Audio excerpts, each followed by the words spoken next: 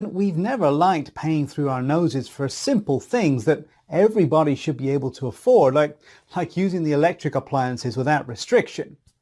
However, we simply settled, thinking that's the economy, or maybe it'll be better next year, and month after month after month we were struggling not to fall behind on the bills. All that until the winter of 2015, December 29th, Tuesday, the absolute worst day of my life. Now, the news warned the population about the rising of the freezing waters of Mississippi, but we never had problems. We were miles from the river and we were safe. But this time it was different.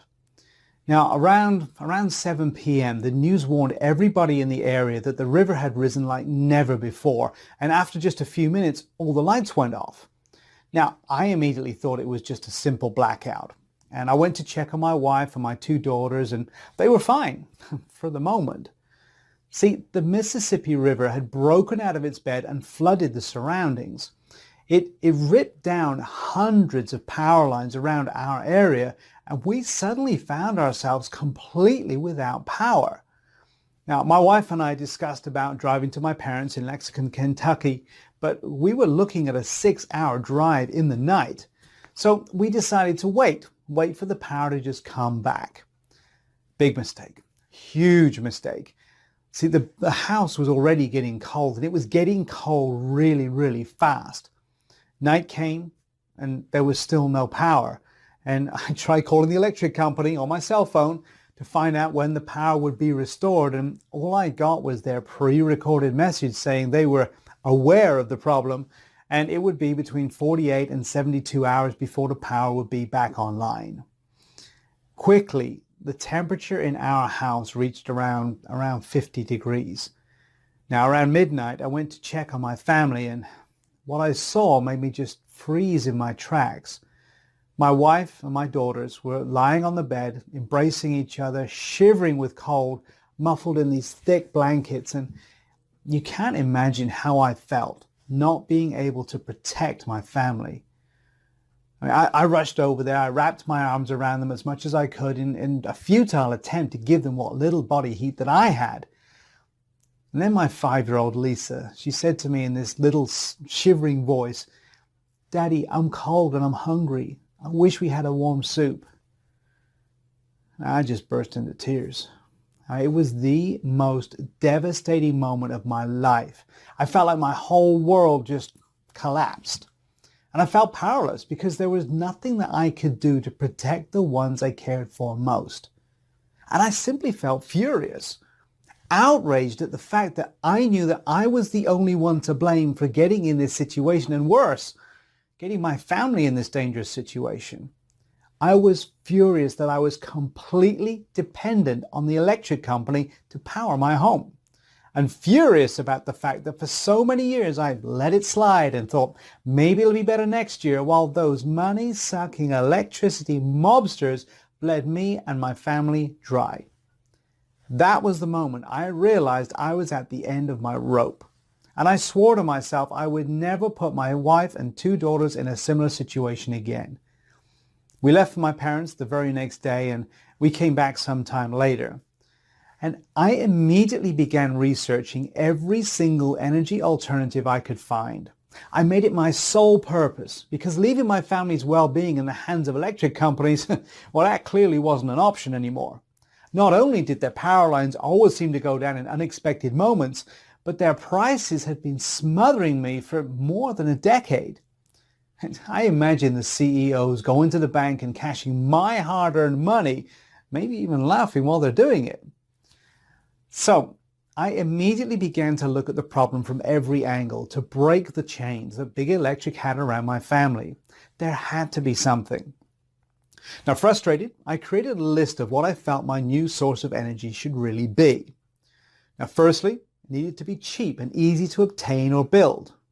Easy to move. If I needed to bug out of town, it needed to be something that I could easily carry with me.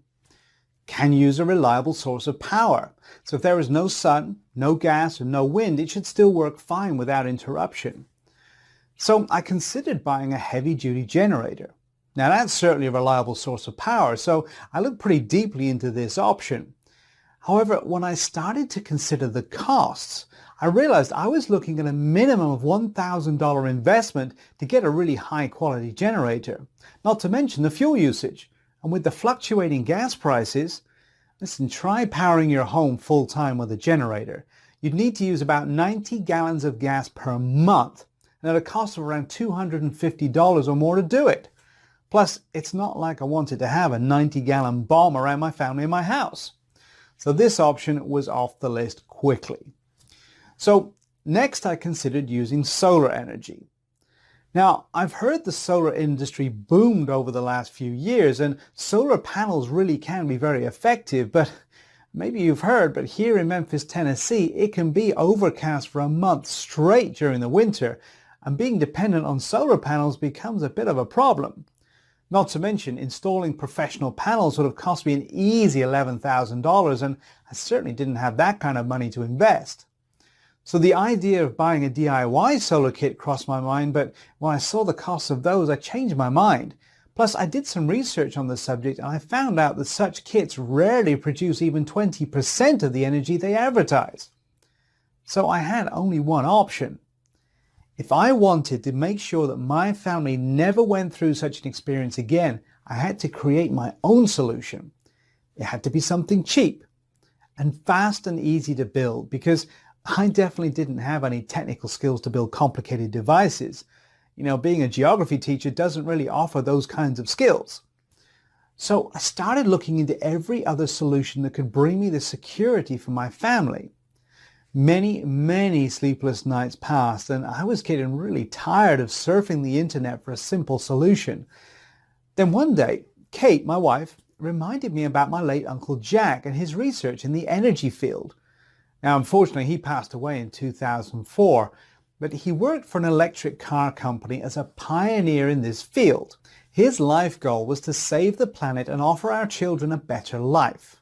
As a professional researcher in this domain, he had the resources he needed to do it. And setting his goal to help humankind, as he said, he dedicated his life to discovering new technology.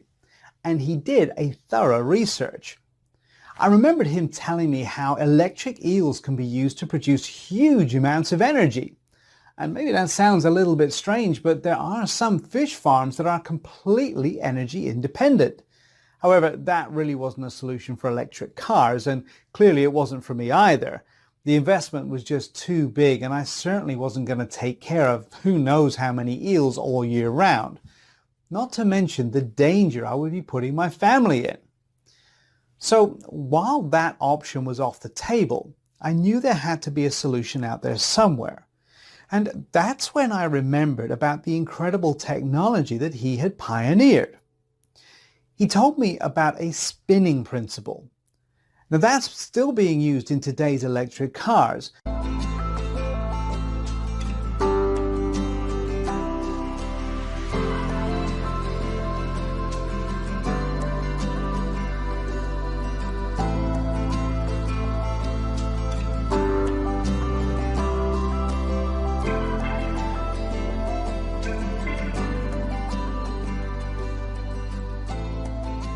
Everybody, including the top engineers at the company, were shocked to see how easy the principle was.